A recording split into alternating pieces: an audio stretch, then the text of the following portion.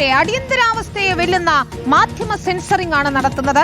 അത് ഏർപ്പെടുത്തിയിരിക്കുന്നത് കേരളത്തിലെ UDF സർക്കാരും.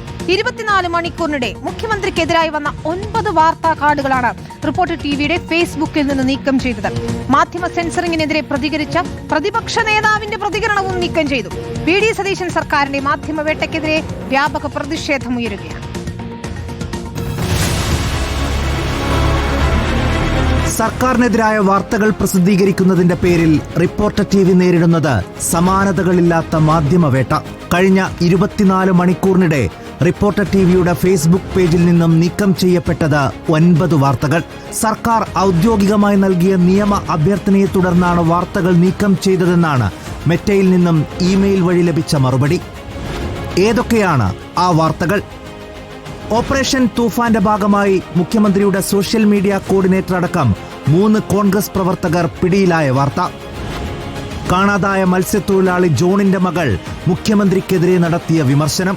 മുഖ്യമന്ത്രി ഇങ്ങനെ ഒരു പരാമർശം നടത്തുന്നു, മുഖ്യമന്ത്രി മാപ്പ് പറയണമെന്ന് പറഞ്ഞു. അതിൽ നിന്ന് ഞാൻ ഒരിക്കലും പിന്തിരിഞ്ഞിട്ടില്ല. റിപ്പോർട്ടർ വാർത്ത നീക്കം ചെയ്ത സംഭവത്തിൽ CPIM നേതാവ് P ജയരാജൻ മുഖ്യമന്ത്രിക്കെതിരെ നടത്തിയ പരാമർശം.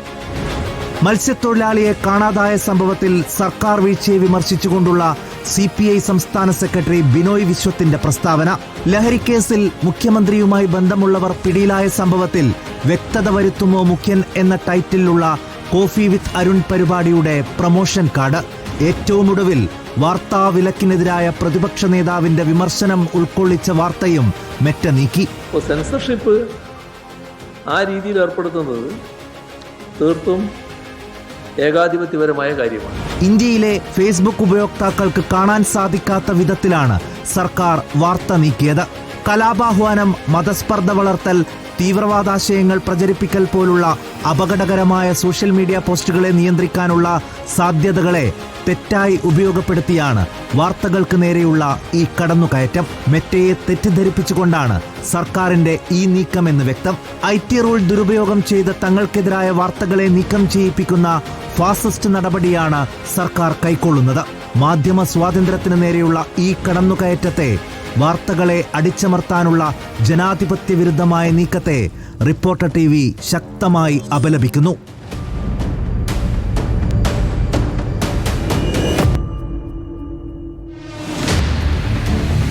എത്ര തവണ നീക്കം ചെയ്താലും ജനപക്ഷത്തു നിന്നുകൊണ്ടുള്ള മാധ്യമ പ്രവർത്തനം ശക്തമായി തുടരും എന്നു തന്നെയാണ് റിപ്പോർട്ടർ TVയുടെ നിലപാട്. News desk reporter.